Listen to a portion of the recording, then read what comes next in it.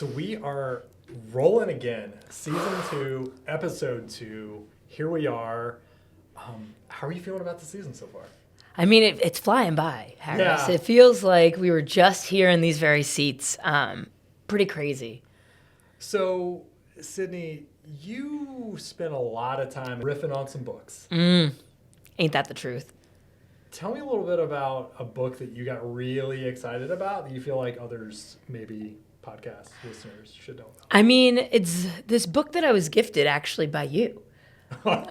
Me? Called Little Bets, and it's kind of gotten my gears going a little bit. Really? Yeah, I mean, Harris, I think we're starting a book club, but I mean, Little Bets is starting to be your middle name here. I think you really like the concept around making little bets, both personally, professionally, and kind of what that can do to help achieve goals, experimentation. I think one thing you heard us talk about in the last episode was really around 2026 is kind of the year of uncertainty. Yeah. As a theme. And, it's not just affecting shippers, it's affecting everyone in the industry, railroads and, everyone alike. And so kind of my thoughts around this is really understanding where the little bets we could take across the industry could allow us to really catapult from the year to uncertainty to maybe some certainty. Like, how did you first discover this book? Like, what really excited you about it? Like, walk me through that a little bit more. Super fortunate to come across Little Bets as I was in grad school while I was employed by the Norfolk Southern. And I remember that time period just feeling like, I think personally, professionally, right? I just have always believed either you are getting better or you're getting worse. There is no, as a human being, and I think we're all humans, that I don't think there's ever a point of remaining the same. Either you are moving forward or you're moving back. And I think that it feels very binary, and I understand that. But the truth is, it is the truth. Little Bets showed up in grad school, 138 pages, this paperback, bright green book, which in no way, shape, or form had any influence on our branding. And it was really all about stories of where people, companies had made changes in their own lives or maybe in their own operations. And they were small iterative things. It was never one grand sweeping change that saved the company or yielded some specific outcome. It was always this having an idea, being willing to go out and test it, taking the feedback, and then either adjust one way or the other. Never retreating, never stepping back, but always being in a position that you were moving forward, doing something, taking action, and taking in feedback. So why did I throw that out into the blue and make it a gift to everybody, and I guess unintentionally starting a book club? Harris was Santa. It was really the idea that it feels like we are at a point in our organization, but I think also in the way that we can, I think, influence the industry and for the better. Yeah. So I wanted people to feel that they had a high sense of agency, that they individually can make small, tiny tweaks and adjustments and turn the dial very slightly in their own lives and yield really great outcomes and learn a lot along the way. But I think that also compounds into work, where you can do some things differently. You can evaluate a process. You can think about how we're designing a PRD or writing our ERDs. And before we actually ship a product, are there adjustments that we want to make at every single time? The challenge is we are moving so quickly as an organization. I want us to always avoid getting so bogged down in a process that we're not iterative or we're not nimble. And I think Little Bets was kind of my way of giving everybody the same text, the same understanding, and then building up from there. Harris, I've been deep into this book. I've been absolutely loving it. I've used it personally in my own life of just taking little bets myself, getting back into my workout grind, and different things of, just trying to become a better person, like slowly but surely. But I think when we switch gears and we think about it from the lens of, the industry we're actually in, I think about there's a lot of key players. It's not just shippers. It's not just railroads. True. I feel like there may be some little bets that, each part of the industry may be able to take. And if we take them, really pushing the boundaries of being able to, continue on as an industry player. So I guess let's break it down for you on the railroad side, do you have any like little bets you're expecting and little predictions in 2026 that you might think will push those boundaries? Yeah, I mean, first things first. You're already a great person, so like don't yeah. There's not like you don't need to climb some mountain. And secondly, like we're all super fortunate to work in what I believe to be a great industry. But that being said, there's always room to improve. Yeah. And so from the railroad standpoint, yeah, it's as we talked about in the prior episode, there is just so much patience or impatience waiting on the sidelines to kind of see what's going to happen. That doesn't mean that those large organizations or even small organizations in the shape in the shape of a short line can't take action to learn out and go do something. And so I think more broadly across the industry, where it's class 1, class 2, or class 3, I think there's always an opportunity, regardless of what the P&L says, to actually go out and have super direct conversations, one-on-one, face-to-face, look people in the eye, and actually understand what your largest and maybe smallest customers actually want from you. And I think more often than not, railroads are going to hear the same emblematic story time and time again. The challenge for them is a customer may expect you to switch them or serve them 7 days a week. And that probably isn't realistic for maybe what they're producing or even maybe what the railroad can offer. Yeah. But can you start by adding potentially an additional day of service? Is there something else that you can do to adjust the time frames of when you're making the cutoffs to actually potentially draw in more volume into the network? But the first thing has to be an action to have the conversation with the folks who are paying you the money to ship the goods. So it's super interesting when we think about, obviously there's the railroad side of that. Opposite. What do you think are some things shippers could potentially do? Yeah, I think first and foremost, I think we're going to see some more, focus around demurrage. So I think we're still in an uncertainty when it comes to, the market, demand, all of that. Sure. But I think really where you're going to see shippers really lean in is being hyper vigilant around cutting costs and reducing their costs. And I think that really comes into play with demurrage. So I think you're going to see shippers really focusing on tools, processes to be able to help, understand what their demurrage costs are, how to mitigate them, and really, shippers don't want to be disputing demurrage. Railroads don't want to be disputing demurrage. Can we figure out maybe a better way to handle all of that? Yeah, it's not a value add for either party. And No. I can't imagine any CFO out there is saying, I'm happy we added this much more quote unquote revenue into their top line on behalf of like things are actually demurrage is a representation of how inefficient things are. So Spot on. I think that everybody wants that problem to go away. Yeah. So I think, if the problem doesn't go away, I think you're going to be seeing a lot of shippers lean more into just monitoring their operations, trying to mitigate and really understand demurrage at a foundational level to cut costs versus, it just being something that you're slapped with and, you deal with it and you move on with your day. Yeah, demurrage and accessorials have always felt a little bit like, to me, like this weird goal that you're always trying to like chase, and you never really know what's going to show up in the invoices. Yeah. Because like volume, fairly easy. Like, how many shipments do we have times the line haul? Like those two things go together and are pretty prevalent across all transportation modes. The challenging part about demurrage is if you're a shipper, you never really know how much to accrue every single month because that number goes up and down. It's constantly fluctuating. Yeah, I don't think there's a ton of value in a lot of those disputes going back and forth. I don't think anybody's happy about that process. No, but I think separately, I think another, I would say little bet that shippers are going to take is on unified experience. I know I said it before in the last episode. I'm going to say it again. I think folks really want to stop managing multiple different portals. They want a unified experience and they want exception management. Right. They don't care about things that are going right. They care about what's going wrong and are you being proactive in alerting to those things and really unifying that whole experience to just focus on the problem children and try to also foundationally understand how can you help solve maybe trends in that you keep running into. Right. Yeah, it's interesting as we kind of think about, right, so railroads and shippers, obviously that is kind of the two supply and demand side of the marketplace.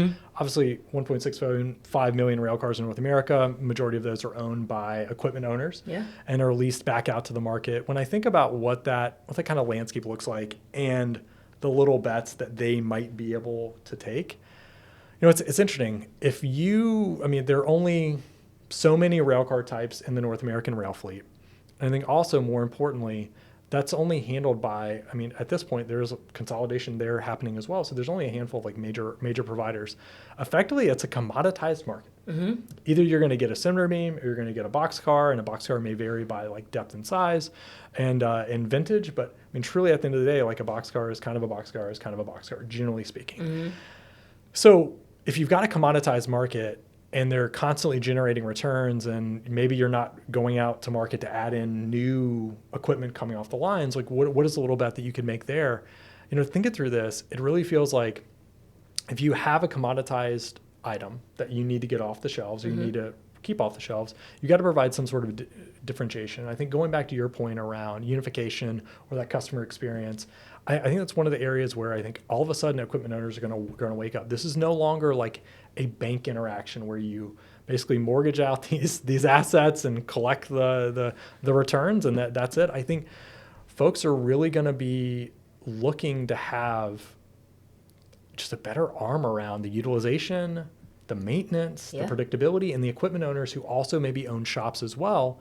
I think they are also going to be looking to how do we tie this experience of what it is like to be at a shop, maybe it's not a shop that they own, and how do they tie all that together? That is going to be an area where I think they're going to have to lean in, because as the market consolidates, who really stands out is the folks who not only have the inventory, but also have the best-in-class experience. And so the other area that we, is kind of this fourth arena. I mean, 3PLs have had a heck of a past couple of years. I mean, the freight recession has not let up. Yeah. So what do you think some things like 3PLs can do to move and shake a little bit? I think what you're going to see on the 3PL side is really around being that translation layer. So, you might be good at other modes and helping service different customer needs, but how can you become a differentiator when it comes to being a rail expert?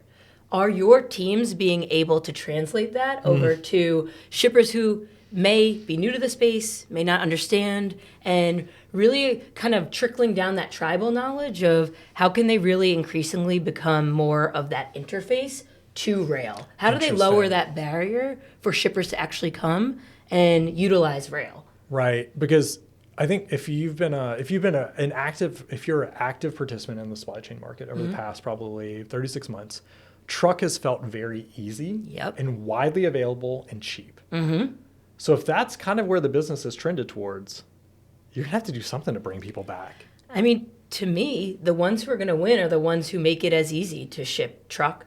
And I think that comes with, level of expertise. But I also think that there's another kind of factor, which is data quality. I think we're going to see a really, really huge push for people wanting to standardize data and make sure it's clean and reliable. Right. I think that's really going to be something that, I mean, we've heard it before. This is nothing new, but I really think that that's going to be a focus point of how do you actually solve foundational gaps? Yeah. Are there issues with maybe certain reporting? Is there an issue with a certain facility dwell? Really focusing on those problem areas and going deep and attacking that strategically is really going to, I think, open up a lot on the 3PL side just from what they can offer service-wise for their shippers. Right, and those are oftentimes small adjustments that are made behind the scenes. Correct. And analyzing the data, really, stepping into that. And I think I think part of the theme that I really love about Little Bets, and the thing that I get really excited about it, is it's yes, there are things that you can do that are we can be aware of, and minor changes that we can make in our day-to-day processes as people and as businesses.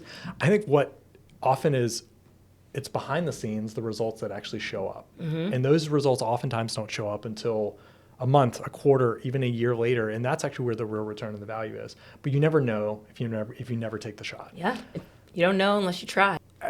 As we're kind of talking about 3PLs, I think you and I have talked about, it's just generally in the world. Not every railroad is like one another. Not every 3PL is the same, right? Different people will make different choices based on what they need. As you think about 2026 and the arena that 3PLs can really differentiate themselves, how do you feel about that? Yeah, I mean, I think like you said, not all 3PLs are created equal. There are more that lean into having rail actual teams that service rail customers. There's ones that, shy away from it. And so I think you'll see the ones that are leaning heavier on the rail expertise side and really servicing those needs are really focused around data integrity and really analyzing the data and approaching it from a layer of how do we actually potentially disrupt their own organization when it comes to that. So, hey, maybe they lean heavier on the trucking side. How do they actually disrupt that and go deeper on the rail? So I think you're going to really see a lot of that expertise and data being like the foundational thing that's going to set some of these 3PLs up for success and some that maybe are going to fall behind. Yeah, it's a really good point because I think we've lived with the market where it is for so long that if you haven't responded as an organization, that at this point is really an intentional choice. Yeah. And so those that have actually leaned into it and are really pressing forward generate higher returns for their own organization, but actually create really big value for the folks that have chosen to partner with them. And ultimately, at the end of the day, like that's going to be the decision point for winners and losers long term will be who actually creates value for their customers. That's it at the end of the day. And so those who are taking those little bets or being iterative around value creation, even though it may feel small today, that's actually where the value really is. Are you going to be a disruptor or are you going to be left behind? Yeah, and I've actually I actually hate the word disruptor because it really, it is an icky term. It's very overhyped. It feels very pat yourself on the back. And there are absolutely companies and brands that have absolutely earned that distinction and should be talked about forever. I think it's hard to say if you're just like operating the space and you're making some like minor changes that you're truly disrupting. I think disruption in our space happens over a long time period. Yeah. And I think there are some folks who are taking the steps to actually stand out. And I think, I always kind of think back to how have short lines remained so viable, so useful. And it's because at the end of the day, they are willing to take this fixed network, these assets, and these amazing humans, and actually just redeploy them in different ways to serve their customers in a way. Like when you talk to a short line, they never come to you and say, this is how we operate. You need to fit our operating model. It's always, how can we redesign things to actually better serve you? Harris, I think you hit the nail on the head. Short lines are always customer obsessed. They're always constantly striving to, how do I better service my customer? How do I ensure that my operations and my network can, serve this variety of, shippers that may be on their line. Now, I'm really excited about them being the ones to really kind of march towards that, taking little bets and becoming better. What do you think some of those things could be that short lines could, take little bets on? Yeah, it's funny because short lines have so much opportunity, but oftentimes they are the most constrained on capital, resources, humans, assets. There's just so many things. I actually remember when I was a train master at BNSF a long time ago, I had earned quite a bit of time off. And so I was actually traveling back east and got to stop and help out another train master on this branch line that was kind of running down through Alabama. And it was actually, it's BNSF line. It goes very far east. And so one of the things we got to do right after the holiday was actually help get a short line back up and going. And so we needed to take BNSF engines and make sure that they were up and going. And so learning how to jumpstart a locomotive with some very powerful large cables was a very interesting thing. But that is what a short line is willing to do immediately after a holiday. They are ready to come back and make sure that they are serving their customers. And so the things that I always would encourage short lines who, let me be honest here, I'm not a short line expert, but they sit at this like very unique relationship with all of their customers. They see them on a day-to-day basis, much in the same way that people see each other in office. Oftentimes that's what it is to work at a short line, except just a lot of different locations and you're outdoors. I think they have an opportunity to actually help their customers when they think about those broader RFPs that you were talking about earlier. What is the allocation that's actually going to truck out of this specific facility? And is there an opportunity that if we adjusted our switch schedule, if we came in and maybe made a pickup at 5 a.m. on a Thursday, does that actually potentially bring more carloads over to rail? And I'm not saying like you need to make that change today. What I am saying is have the conversation with your customers. And I think really if we haven't learned anything as society in like 2025, it's just to ask. Yeah. You never know what you're going to find out. And so I think that's kind of the message that I would really have there. And candidly, I'm most excited about short lines for 2025 because I think out of everybody that is in the broader rail ecosystem that has been the most willing to adapt and change, it's them. And I think we could probably all learn a lesson to be more like short lines, candidly. So, Harris, we kind of, we've talked about a lot of key players. I'm no sports expert. I won't lie to you. I might have played sports, all my life, but I'm not a huge sports expert. Is that because you're a Jets fan? Shots fired. I'm actually a Bears fan now. I'm bandwagoning. Welcome. Thank you. I will gladly participate in a good team finally. But it feels like this almost feels like the NFL draft season in a way of teeing up different players and really, I think, analyzing this upcoming year's season a little bit harder. I guess from your perspective, what are your thoughts on 2026 from a railroad perspective? What should they be thinking about, and who's going to take that number one spot? Yeah, well, I can tell you, I hope we're not like the Chicago Bears of years past with the draft ahead of this last one. But I would say, when it comes to railroads, it's fairly simple. Don't do what you've been doing. I'm just going to that is not a broad recipe for success. And I think folks that are in customer-facing roles or even customer-adjacent facing roles, get out of your office, get off the standard conference circuit, and actually just go meet people where they're at. It feels like such an obvious thing, and I know every budget feels constrained, and there's always an excuse to not go visit the people who are paying you to do your job. I would really encourage people to actually take the counterpoint and get out there and have a conversation with them. This is the year we are going to have massive change within the industry, potentially. And so I think it's probably better that your customers just hear it from you. And so that's a little bet that I would encourage everybody to take. The grand cost, probably not that much. But you got to book those tickets now. So I'm super interested for you. What do you think some little bets like shippers could actually take? On the shipper side, I think it's, kind of fairly simple. Intermodal rates significantly are favorable right now, to say the least. I think we're marching into Q1. There's, not a huge demand in Q1 normally, I think. I really am going to press shippers to take a look at their books, a look at their business, and really see where in their supply chain networks could they maybe lean in and experiment with intermodal or rail. See how it fits their network, see how it fits their business, and take a chance. Yeah, because if you don't have the normal shipping constraints of coming into peak season, right? You might as well. Yeah, that's a good point. So that's kind of my hot take there. New year, new mode.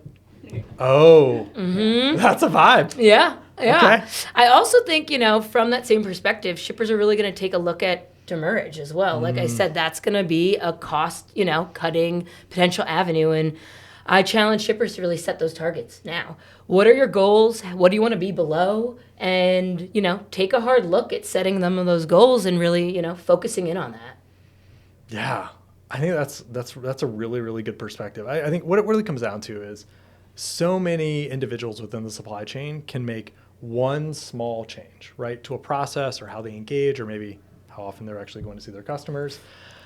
And that actually builds and compounds over the course of the year. And so you can't see the impact today. Boy, will you see the impact in 12 months. Yeah, so I think, now. Yeah, I think that's what we're all really kind of working towards. So, Harris, to kind of switch gears here, what's a little bet you have for yourself this year? Ooh, interesting. So a question. So I've actually written this down in a handful of places where I know I'll see it every day. So whether it's in a notebook that I have or on my phone, it's a question that I'm asking myself all the time.